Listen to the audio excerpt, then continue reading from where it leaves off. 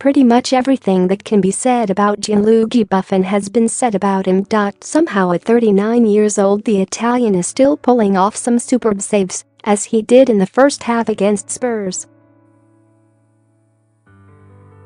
Tonight I saw Buffon referred to as a sport bible merchant. I guess that refers to a player whose legend has been made greater by the invention of social media and the love of a story and a fashionable face, rather than a great player. I'm not sure that's totally fair on Buffon. Pirlo, another one of our merchants. In fact, that description comes on the back of a 24-hour conversation we've been having on our sport desk about how good the longtime Juventus #1 still is.